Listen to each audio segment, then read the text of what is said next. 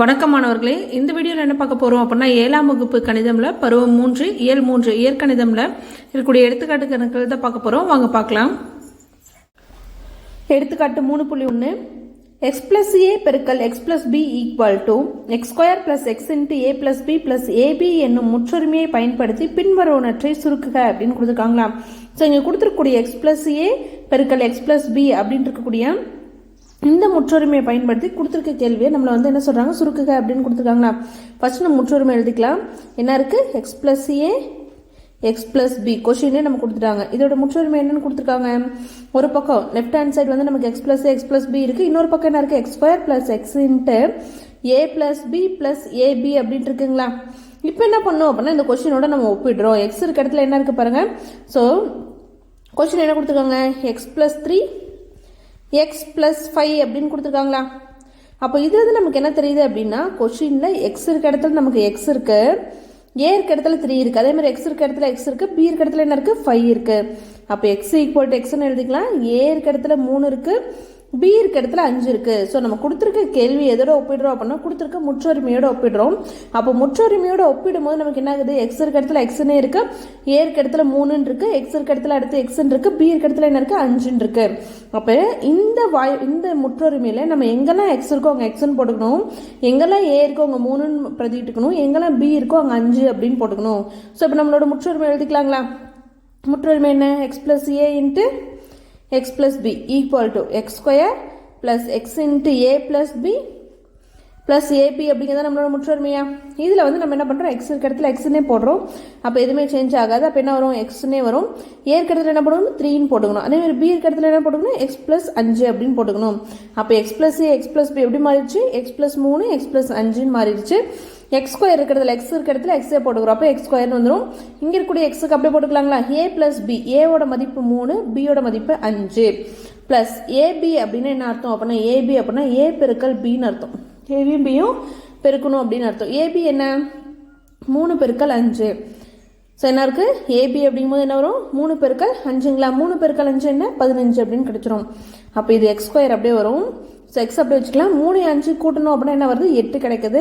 Plus 3 பெருக்கல் 5 15ன்னு கிடைக்குது. அப்போ எக்ஸ் ஸ்கொயர் ப்ளஸ் இந்த நம்பரை முன்னாடி எழுதிக்கிறோம். அப்போ 8x ப்ளஸ் 15. அப்போது இதை முற்றொருமையை பயன்படுத்தி நம்ம இது பண்ணணும் அப்படின்னா என்ன கிடைக்குது, எக்ஸ் ப்ளஸ் 3 எக்ஸ் ப்ளஸ் 5 சுருக்கணும் அப்படின்னா X square plus 8x plus 15 அப்படிங்கிற விடை கிடைக்குது. அடுத்து இதில் ரெண்டாவது கேள்வி பார்க்கலாம். ரெண்டாவது கேள்வி ஒய் ப்ளஸ் 6 ஒய் பெருக்கல் ஒய் ப்ளஸ் 8 இருக்குங்களா.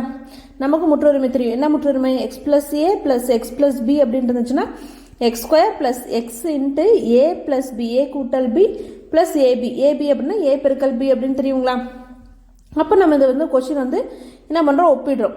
அப்போது X plus A X plus B இருக்க இடத்துல நமக்கு என்ன இருக்குது பாருங்களேன். ஸோ எக்ஸ் இருக்க இடத்துல நமக்கு ஒய் இருக்குது, ஏ இருக்க இடத்துல 6 இருக்குது, எக்ஸ் இருக்க இடத்துல ஒய் இருக்குது, பி இருக்க இடத்துல 8 இருக்குது. அப்போ முற்றொருமையில் எங்கெல்லாம் எக்ஸ் இருக்கோ அங்கே நம்ம என்னென்னு போட்டுக்கணும், ஒய்ன்னு போட்டுக்கணும். எங்கே ஏ இருக்கோ அங்கே நம்ம 6ன்னு போட்டுக்கணும், பி இருக்க இடத்துல 8ன்னு போட்டுக்கணும். அப்போ மேலே இருக்க முற்றொருமையில் நம்ம போய் எக்ஸுக்கு பதிலாக என்ன போடுறோம், ஒய்ன்னு போடுறோம். ஏ இருக்க இடத்துல நமக்கு 6ன்னு இருக்குது, பி இருக்க இடத்துல 8ன்னு இருக்குது. ஸோ அப்போ முற்றொருமை எழுதிக்கலாமா. என்ன நம்மளோட முற்றொருமை, X plus A into X plus B equal to X square plus X into A plus B plus AB அப்படிங்கிறது நம்மளோட முற்றொருமை. இதில் போய் நம்ம என்ன பண்ண போகிறோம் அப்படின்னா எக்ஸ் இருக்க இடத்துல ஒய்ன்னு போடுறோம். அப்போ எக்ஸ் ப்ளஸ் ஏ எப்படி மாறிடும், எக்ஸ் இருக்க இடத்துல ஒய் கூட்டல் அப்படியே போட்டுக்கிறோம். ஏ இருக்க இடத்துல என்ன வரும், 6ன்னு வந்துடும். அதே மாதிரி இங்கே எக்ஸ் இருக்க இடத்துல என்ன போடணும், ஒய்ன்னு போடணும். ப்ளஸ் பி இருக்க இடத்துல என்ன போடணும், 8ன்னு போட்டுக்கணும்.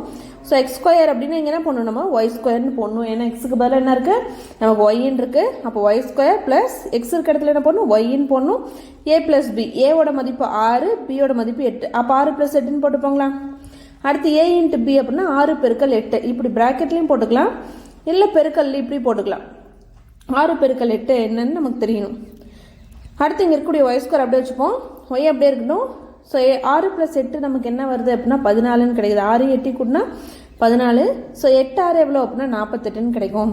அப்போ ஒய் ஸ்கொயர் ஃபஸ்ட்டு. அடுத்து இங்கே என்ன இருக்குது, ஒய் இன்ட்டு 14 அப்படின்னு இருக்குது. அப்போ என்ன பண்ணிக்கலாம், 14 முன்னாடி எழுதிட்டு ஒய் போட்டுக்கலாம் ப்ளஸ் 48. அப்போது Y square plus 14y plus 48 அப்படிங்கிறது தான் விடை. அடுத்து மூன்றாவது கேள்வி பார்க்கலாம். மூன்றாவது கேள்வி 43 பெருக்கல் 36 அப்படின்னு இருக்கு. ஸோ இது என்ன முற்றொருமையை நம்ம மாற்றணும் அப்படின்னா x + a × x + b = x² + x × a + b + ab அப்படின்னு மாற்றணும். நமக்கு இந்த சைடு இப்படி x + a × x + b இருந்தால் தான் நம்ம இந்த சைடு என்ன பண்ணுவோம், சுருக்குவாங்களா. ஆனால் இந்த கேள்வியில் எப்படி இருக்குது, 46 பெருக்கல் 36 அப்படின்னு இருக்கு. ஸோ அப்போ 43, அப்போ 43 எப்படி பிரிக்கலாம் அப்படின்னா 43 எதுக்கும் நடுமையில் வரும், 40க்கும் 50க்கும் நடுமத்தில் வரும். அதே மாதிரி 36 பார்க்குறோம், 36 எதுக்கும் நடுமத்தில் வரும், 30க்கும் 40க்கும் நடுமத்தில் வருங்களா. அப்போது இங்கே 43 அப்படிங்கிறது நமக்கு எப்படி இருக்கணும், எக்ஸ் இங்கே என்ன எக்ஸ் இருக்கோ அதே தான் இங்கே இருக்கணும். ஃபஸ்ட் சம்மில் நமக்கு எக்ஸ் இருந்தது, ரெண்டாவது சம்மில் என்ன இருந்துச்சு, இங்கே ஒயின் இருந்துச்சு, இங்கேயும் ஒயின் இருந்ததுங்களா.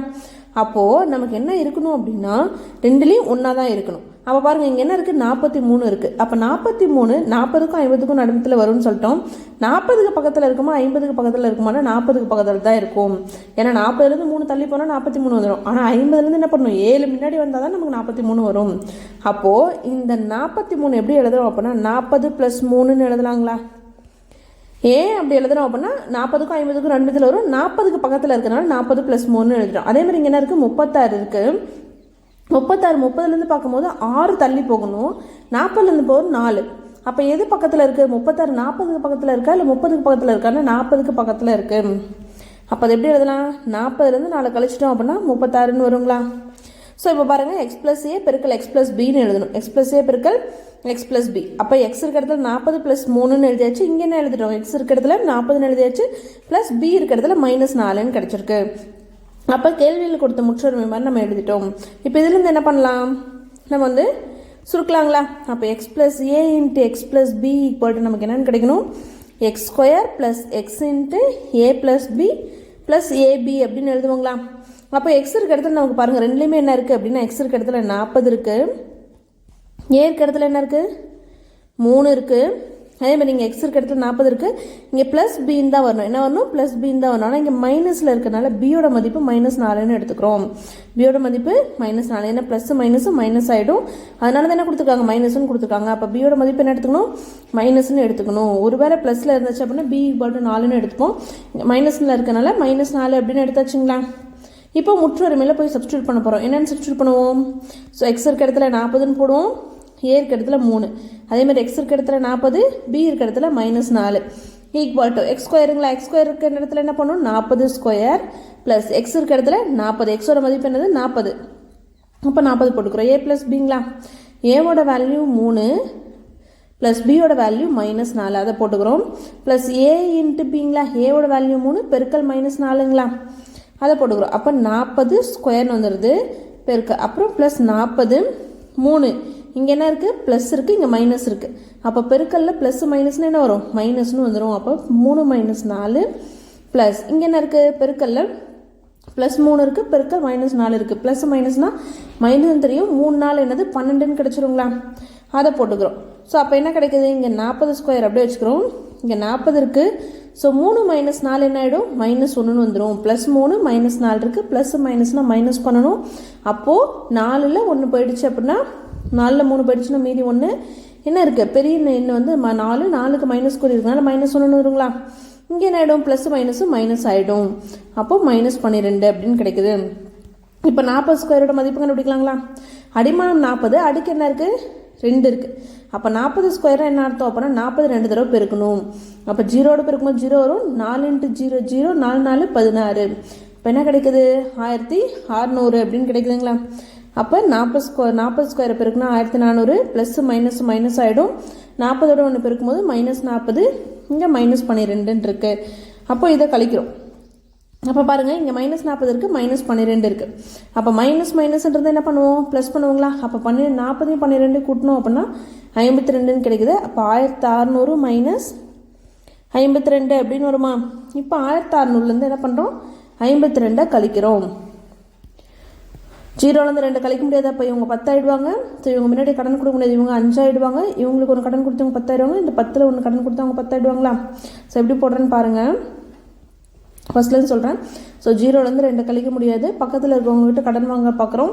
பக்கத்தில் இருக்கவங்க என்ன இருக்காங்க, 0 இருக்காங்க. அப்போ இந்த 6லேருந்து தான் 1 கடன் வாங்கி இவங்க கடன் கொடுத்தனால 5 ஆகிடும், இவங்க 10 ஆகிடுவாங்களா. இந்த 10லேருந்து நம்ம என்ன பண்ணுறோம், இவங்களுக்கு ஒரு கடன் கொடுத்துரும். அப்போ இவங்க 9 ஆயிடுறாங்க, இவங்க 10 ஆகிடுறாங்க. 10ல் 2 போச்சுன்னா மீதி 8. 9 5 போச்சுன்னா மீதி 4. ஸோ 5 1. அப்போ என்ன கிடைக்குது? 1 5 4 8ன்னு கிடைக்குது. அப்போ தேர்ஃபோர் கேள்வியில் என்ன கொடுத்துருந்தாங்க? 43 பெருக்கல் 36 பண்ணோம் அப்படின்னா 1548 அப்படிங்கிற விடை கிடைக்குது. இந்த வீடியோவில் உங்களுக்கு ஏதாவது டவுட் இருந்துச்சு அப்படின்னா கமெண்ட்டில் கேளுங்க. தேங்க்ஸ் ஃபார் வாட்சிங்.